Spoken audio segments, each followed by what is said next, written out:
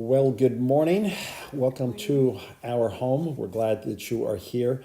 So I'll tell you that a couple things. First off, we started this a little bit earlier today because I actually have a little bit of a funeral service that I'm doing in a while in DuPont for Nancy Nepper. A group of her friends are going to get together there in a park. And it's at 10 o'clock, so I just wanted to make sure that I had enough time to get there. So that's why we're starting early. So if you're joining us, what you can do is, and you see, well, it's already happened, we'll just take that sort of time scroller on the bottom and just go back to, push it back to the beginning, and then you can watch this from the beginning, even as we're live streaming it. So that's one piece. Today maybe also might be a little bit shorter, again, just, because of my funeral. The other piece is I'm trying to do this ourselves. Lindy isn't here, so which means I'm in charge of the technology, which means I'm really hoping this is going to work. I mean, Lindy tried to explain to me how it works. I took notes, but something isn't quite feeling right to me as I look at all this stuff. So we'll see. Maybe you're watching us having devotions. Maybe you're not. So one way or the other, I hope it works. Maybe I'm just going to start with one little piece. So something that I read this week that was meaningful to me. So I'm reading two Psalms a day. So I think a couple days ago, I read Psalm 84 and 85. This is the beginning of Psalm 84. How lovely is your dwelling place, O Lord Almighty. My soul yearns, even faints, for the courts of the Lord. My heart and my flesh cry out for the living God. Even the sparrow has found a home, and a swallow a nest for herself, where she may have her young, a place near your altar. O Lord Almighty, my King and my God, blessed are those who dwell in your house. They are ever praising you. Last year when we did our trip to Israel together with Little Church on the Prairie, we saw a really moving piece in the temple area. There's a museum really underneath sort of the old city of Jerusalem. And you watch a video in which, and it goes back and forth to what you see now, the sort of the remains that there are now, but what it would have looked like in Jesus's day. And there's an actor who both describes what you're seeing today, but then he ends up being like a person in first century and going to the temple. And what I was struck by was, how meaningful it would have been for a person to go to Jerusalem and to the temple. Most people did not live in Jerusalem. Jews lived in other places. They would not have gone to Jerusalem a lot, maybe once a year, maybe a Passover or at a Jewish holiday. But it was a very, very moving thing for people to go there, to be close to the temple, to be in the temple courts. And I'm just struck in this psalm how, this beautiful thing that even a bird has a home there, and the temple, there were ways that, between the roof and the supporting structure of the temple, there were ways that birds would have flown underneath. And so birds could make their home actually inside the temple. And so you could maybe be, and of course, most Jews didn't actually go in the temple proper, only the priests were in there.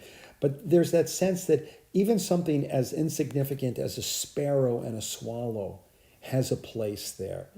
And of course, this is an invitation to find our place, not in a building. We always want to remind ourselves that a building isn't the significant thing.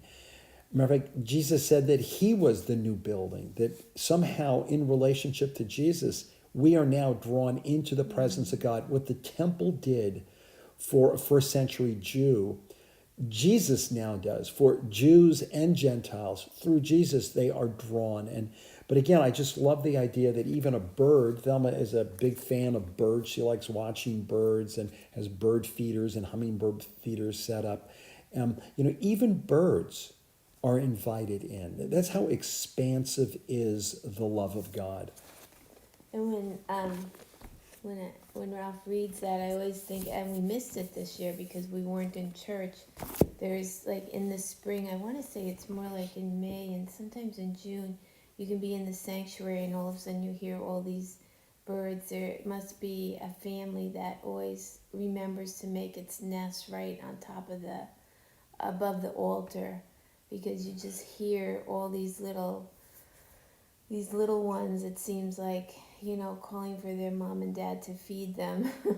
But it's pretty audible when you're in church on Sunday, and then it's like one Sunday you come and they're there, and then all of a sudden they're not there anymore because they've flown away. But it must be a designated spot for a mom and dad. Yeah, it's it's like under the roof line, but between the buildings. So somehow in between those places, there's a way that birds get you in. hear them, which is pretty cool, I think.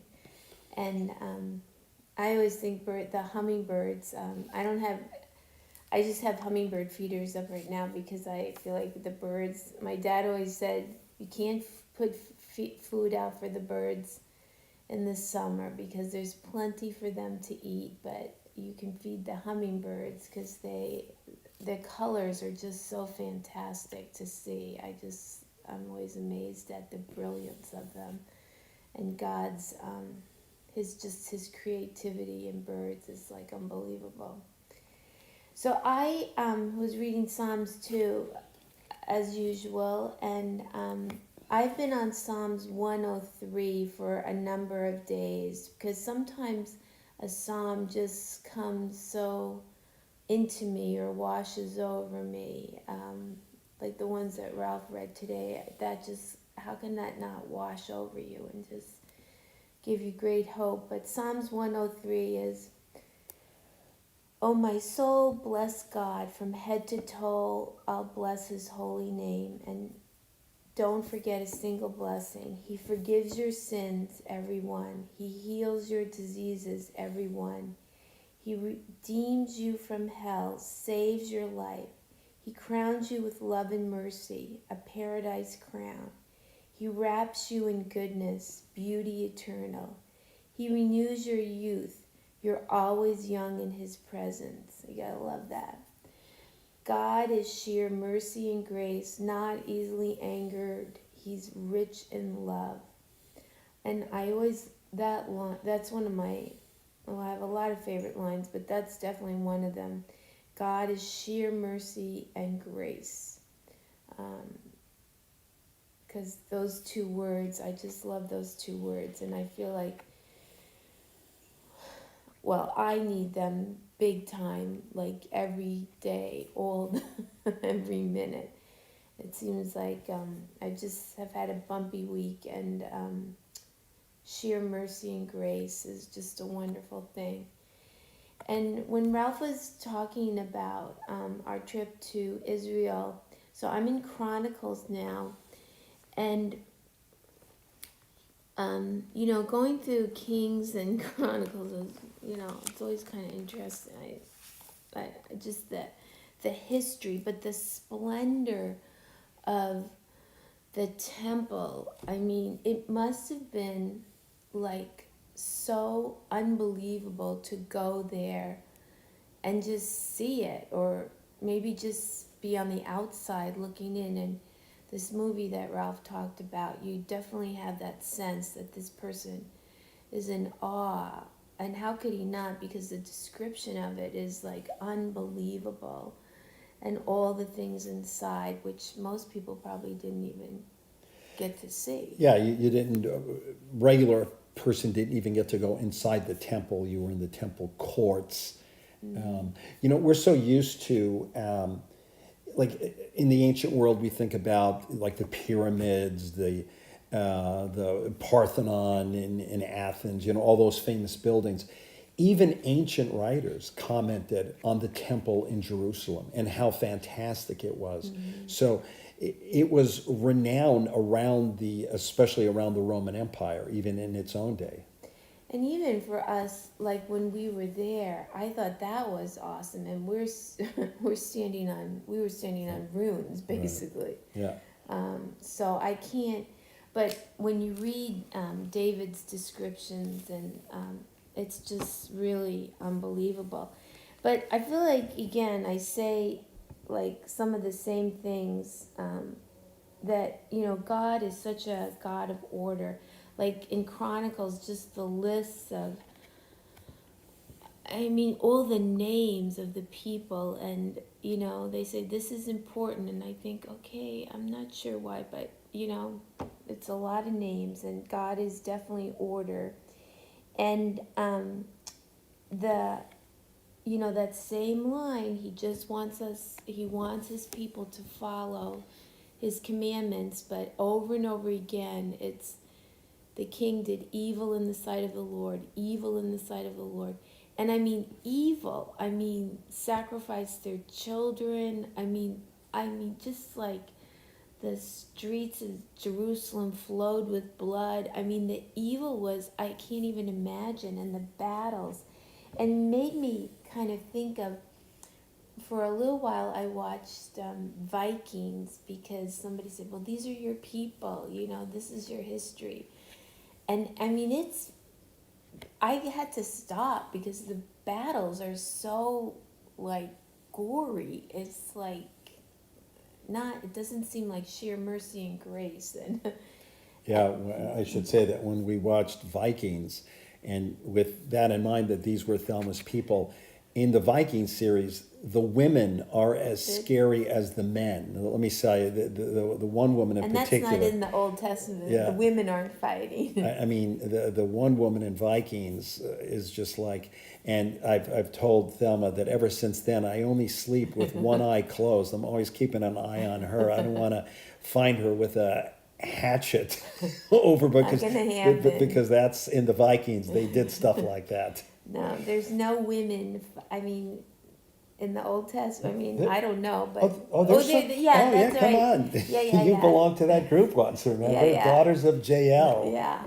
Well, but for the most part, it is the men that are fighting. And David, it talks about these three brothers. They were the bloody brothers, and oh man, I mean, but they were loyal to David, and maybe it in a way it was.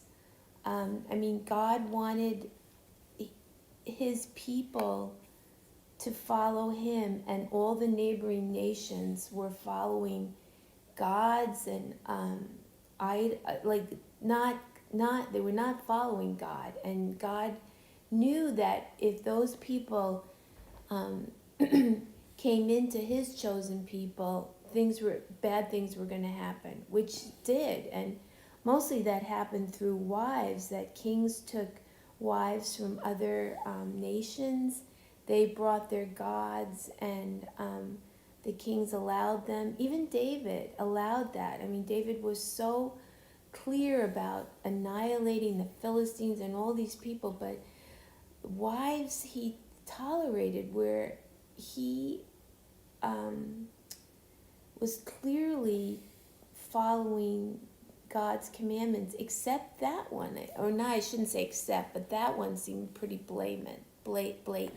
Yeah. That he did not do, and most of them did not do, which was a lot of times their downfall. So maybe wives weren't in the battlefield, but they were in the battlefield at home, which sometimes that... Well, and it's a reminder that, a lot of people say of the Bible, well, the Bible just represents a patriarchal era, and and unquestionably in the ancient world, women didn't count for much publicly, but the influence of a wife on her husband was substantial enough that half the time, if the woman happened to be a Midianite and worship those gods, inevitably her husband was drawn in that direction. Solomon is drawn into the direction of all these gods because of all these wives he has. And so, one of the things as we read the Bible that is worth, and I have to remind myself of this, the Bible is written in a particular time, and the fact that the Bible describes these things is not the Bible's way of saying this was okay. Right. It's only saying this is the way it was. And it's a little unreasonable for me to expect, like, why weren't people who lived 1,000 years before Christ, why weren't they more enlightened like we are now? Well, because they lived 3,000 years ago. That's why. We can't expect biblical people to have the mindset and maybe understanding of certain things that we have now. So, and again, it's hard to walk that line with the Bible. But again, just, the Bible says that there was slavery, and it acknowledges this. It doesn't endorse it. It just says there was slavery. People had slaves. By and large, God's people did not have slaves. That wasn't a big institution among the people of Israel, although some of them did have slaves. But again, it's not saying slavery was okay. It's only saying there was slavery. I'm sorry. Go ahead. No. I just again, but it comes to God is like I keep just having that theme of and I mean we all know this, and it's not a surprise, and it's not a surprise to me. His God's order, and He just wants us so desperately to follow His ways and to be obedient, and even when we maybe don't understand or it's hard, to still persevere and follow His ways, because there's great, and not that there's always that I'm not saying that you have this smooth road, even if you're a Christian and you're trying, it doesn't mean that everything is hunky-dory. I mean, that is certainly not it, but God is present with you. And I mean, it's just over and over again when these people went against God, God was, His anger burned against them when they were so deliberately going against His way.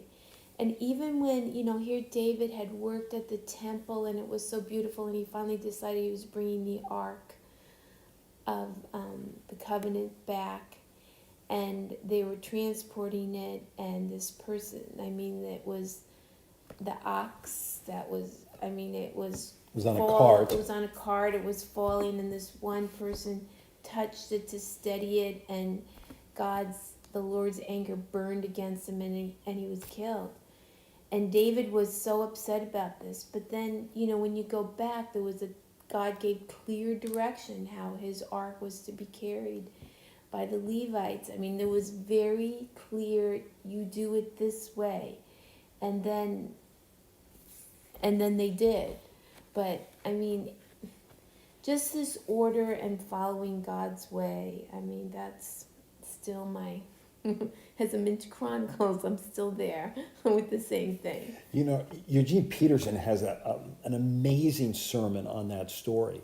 And he says, and he makes a really interesting sort of contemporary connection. He says a cart was essentially a technological advancement. Like, why should you carry something on your shoulders? They were supposed to carry the ark, like it had, like you had a long stick and poles, and then there were these rings, and you put the poles through the rings, and 4 guys would carry it essentially, like on their shoulders, like one on each corner. Well, here came a modern advancement, the wheel, a cart. Why not just put the thing on a cart? It's so much easier. It's so much simpler. So here was this new piece of technology that was, how great was it? Well, how great was it? God said, I want you to carry the ark this way. But they went with the technological advancement. And Peterson uses that story as a way of saying we ought not just embrace every technological advancement like it's some gift from on high. Be careful with how you embrace and use technology. But go on. Yeah, that's I think that's about what I got here. Oh, okay. Are you sure? Okay. No. I just in my my little devotional about being brave. The one thing, and we've talked about this a lot, we talk about this a lot with kids, words, one of the main chapters I read this week was words matter. Be careful with your words. Think clearly. It's so easy to say something so quick and realize, oops, I wish I could just like pull that back in. That words matter. And especially, I just think all the things that we see on the news and, people have words that are deep in their souls that they're finally saying, and it's hard to hear. It's hurtful, and then some words are just like are said with no thought, I think, and we just need to be careful. We had this great experience last Saturday. I was up early. I was pouring myself some coffee at the counter, and I looked up, and here were these two beautiful bucks in our backyard, which, if you've been at our house, this would not be a normal sight, actually. I mean, in the 13 years we've lived here, we've never seen that. We've seen one deer walking down School Street, but never in our backyard. Or maybe they have been, and we just haven't seen them. But they were so beautiful, and I was so thrilled, and I just ran and got Ralph, and I'm sure Ralph thought I was I was out of my mind, but because sometimes I'll call an animal like the total wrong thing, but this I was I was pretty sure these were two bucks, and they were eating, and yes, I think they were the culprits of my beans, and not only bunnies, but they share some of the blame of eating those things, and my hostas. So later that day, I was in the back just clearing out that ivy that I just detest, and I'm just like ripping it like a crazy woman.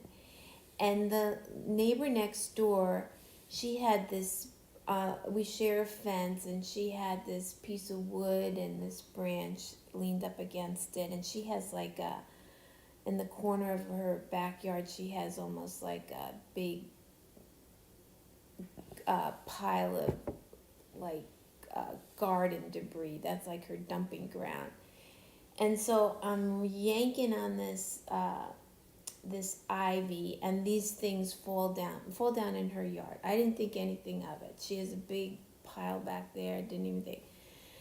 Well, the next day I'm out there, and she came to the fence, and she has a hard time walking, but she made it all the way to the back corner, and she was not happy with me, not one bit, that this branch and this piece of wood had been knocked down, and that I didn't come back. I didn't go around and pick it up again, because that allowed the deer to come into her yard, jump the fence, and then they had eaten on her plum tree, and oh my goodness, she just like ruined her words. Like, I didn't tell her that, well, actually, I thought it was like fantastic that they were in our yard, and I found where one of them had bedded down, and I just thought it was so great, but nope. She wasn't having it, and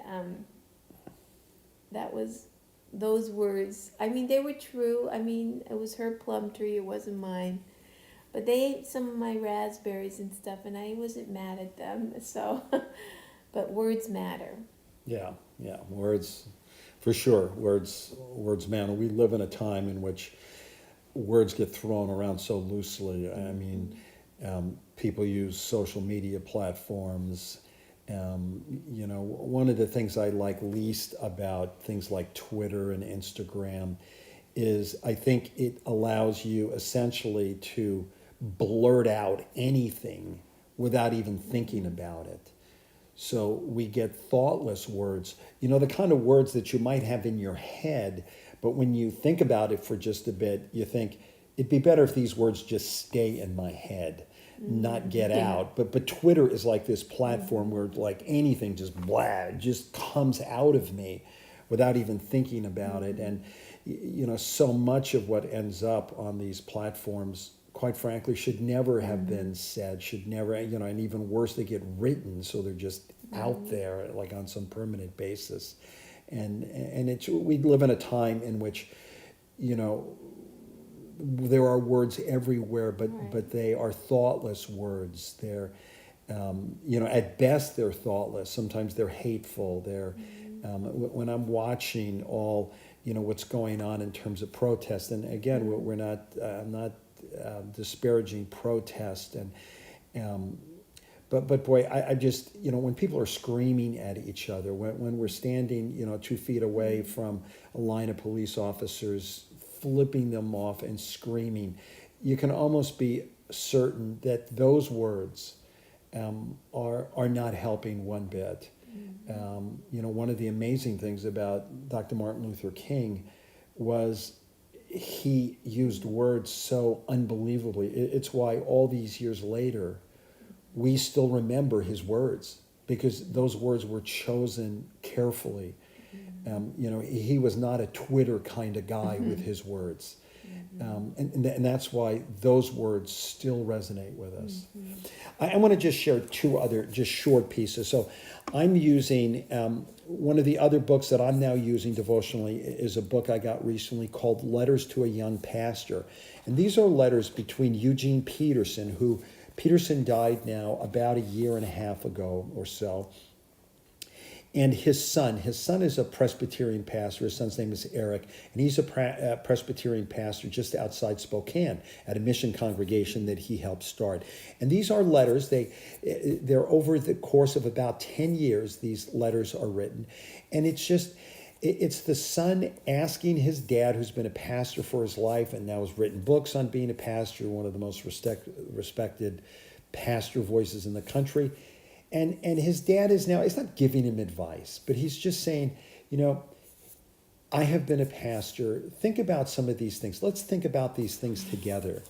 So here is, Eugene is writing to Eric, and he's getting ready to do a series of talks. Eugene is speaking to a group of people who work in the ministry called Navigators. And they've asked him to speak on Christian leadership.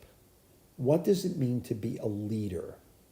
So Peterson is now working through that. What does it mean to be a leader?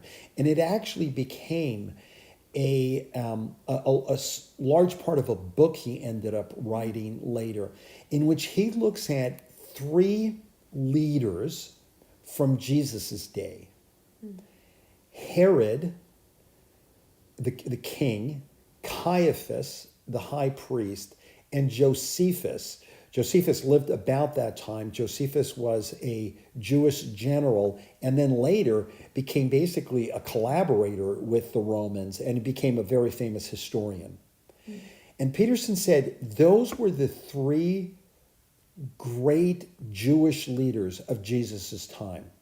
And he said they were very, very good at what they set out to do. But he said, that's not the kind of leadership that Jesus gives us. So as he's writing about this, he writes this to his son. We get out of bed each morning and pray, Lord Jesus Christ, I follow you. I deny myself, I take up my cross, and I follow you. Our basic identity is not leader, but follower. Jesus never tells us to lead. He invites us to follow. Followership is previous to and more comprehensive than leadership. Followership. And those are challenging words for me. You called me to be your pastor. In a certain sense, that means to be a leader. But the most important thing for me, and here's where this didn't just become a word from my head, but a word from my heart. The most important question, quite frankly, isn't, am I leading well? The most important question is, am I following Jesus well? How is my followership? Because chances are, if my followership isn't very good, my leadership is probably going to be skewed as well. So that was super challenging for me. And then I'm going to just stick in front of the camera a book here, so called God and the Pandemic by N.T. Wright. So I quote N.T. Wright all the time. N.T. Wright is a British New Testament scholar. He's been a bishop in the Anglican Church, so he's a well-respected church leader. He's a really, really amazing thinker. The guy's written, like, I think I saw this week, 80 books, and some of them are not like just this size, 75 pages. Some of them are 750 pages, 1,000 pages. I mean, major intellectual endeavors. He has a book, like 1,000-page long book on the resurrection of Jesus and what that's all about. So, but this is a tiny little book. The subtitle is A Christian Reflection on the Coronavirus and Its Aftermath.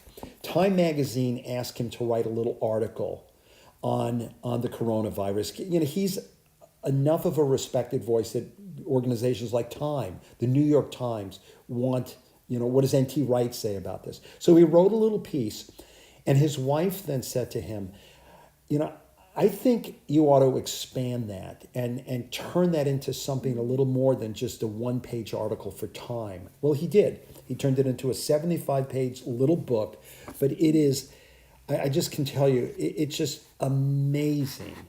I just want to, it doesn't cost much. Boy, if you're interested in reading, like, where is God in the midst of the coronavirus? What's God doing? I cannot more highly recommend God and the pandemic. You know, he then says, what should we be doing? You know, what is the Christian response? And he has a number of great things. You know, he talks about the fact that pandemics are not new. The ancient world was ravaged with pandemics on a regular basis. And not just the ancient world. I mean, that went right through, you know, even the modern era. You know, we've heard about the Spanish flu in the early 1900s. There were measles outbreaks and tuberculosis. People got tuberculosis and, you know, all sorts of, the polio. There were all sorts of things that spread, that were contagious. So we're not like the first people ever to be wringing our hands over something like this. Luther wrote about pandemics, about, you know, a particular epidemic that was going on in his day, and what should be the response of Christians. And I'm going to actually write about this book in my next two, you know, I'm doing that weekly newsletter. I'm going to do 2 articles now on what Wright says. But he says the first thing Christians ought to be doing in the midst of this pandemic is, he says, we should be grieving with the world. Mm-hmm. That is the first thing. We take in the sadness of what is going on and we grieve with the world. That isn't maybe going to make it any better, but N.T. Wright says, you know, look at the Jesus story. Here he says, here's Jesus. Jesus comes to Bethany because his friend Lazarus has died. Jesus knows what he is going to do. So Jesus is truly, in that situation, Jesus is the Lord. He's in charge of that situation. And yet, what do we get Jesus doing? It says Jesus weeps. Mm. He's going to raise this guy from the dead in 15 minutes. Why waste your tears? Well, because Wright says, and you know, and I've reflected on this too. You know, when Jesus is in the face of death, when he stands before death, Jesus sees death as an invader. Mm. It's an enemy. It isn't the way things were intended to be. And the sadness of that moment, 2 sisters mourning, a whole little community brokenhearted, that was not the way it was supposed to be. And Jesus grieves and weeps. Wright says, if we're not sure what else we can do, let us at least do this. Grieve and lament with the world.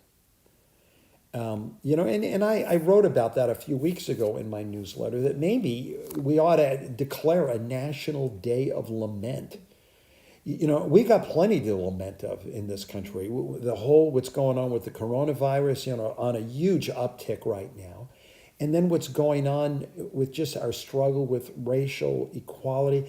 I'm reading a book right now. And, you know, I have to say, I have largely been ignorant of the story of the African American community in our country. Of course, like everybody else, yes, I got it. Africans were brought here as slaves, and that was a terrible thing. But that terrible story does not end at the end of slavery. This is a brutal story, and and again, maybe before we set to do anything right, to get it right, we ought to just grieve that we got it so wrong. And of course, that grief is also a way of repenting, of saying we're sorry, and then saying, what do we do next? Where can this go? So I'm gonna leave it at that. Like I said, I got a funeral that I've got to get to. I'm gonna say, if you, with words matter, there was. We also went to this great prayer time at Fort Steilacoom last Saturday. That was sponsored by the Young Life leadership here in Lakewood, and there was a number of people there, and there was all different people from different churches there, and pastors and lay people and people from PLU. I mean, it was just a broad representation, and we just prayed. I mean, that's all. There was a speaker, a sound system so people could go up and pray, and it wasn't like this huge rally, but it was a good gathering of just prayer. So those words were so important.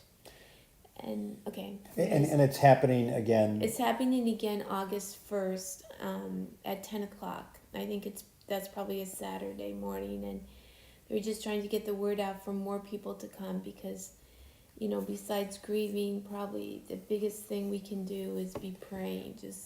I just see that's for myself. I can have my grumpy pants on every day about this pandemic and the way that things are, but it's not really helping anything. But I can at least be praying because I know God knows He knew the beginning of this, the middle, and He knows the end. So I just need to pray about it. And then Bible school is happening pretty soon. I know there's a list out that came out on the email asking for help with different things, and if you have time to look at that, it's in the weekly email. Yeah, and go to our website. If you go to our website, there's a tab there that you can click on. Here's stuff we're looking for Bible school, and Sarah wanted us to announce that. Yeah, and Sarah asked me to get about 12 sticks because the sixth graders, she's putting like a hobo, like a bandana full of like their t-shirt and different things, and it's going to be tied on a stick. So if you have like easily reach sticks laying in your yard. Now that's my next project for this morning, to get that, because Sarah wants to. I kind of forgot that yesterday. And so if you have that, give me a call, and then I won't find 12. Maybe I can just find 6. So, but that's it. And then, today to pray, something else that N.T. Wright talked about was that, because he talks about praying too, that the church is called to prayer.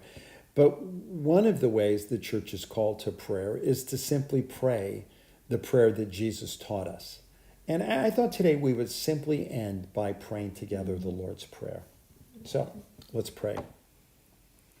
Our Father, who art in heaven, hallowed be thy name. Thy kingdom come, thy will be done, on earth as it is in heaven. Give us this day our daily bread, and forgive us our trespasses, as we forgive those who trespass against us. And lead us not into temptation, but deliver us from evil. For thine is the kingdom, and the power, and the glory, forever and ever. Amen. Okay, I hope this worked. I'm going to shut it off and hope it ends up on YouTube. So blessings to you. Have a great day today.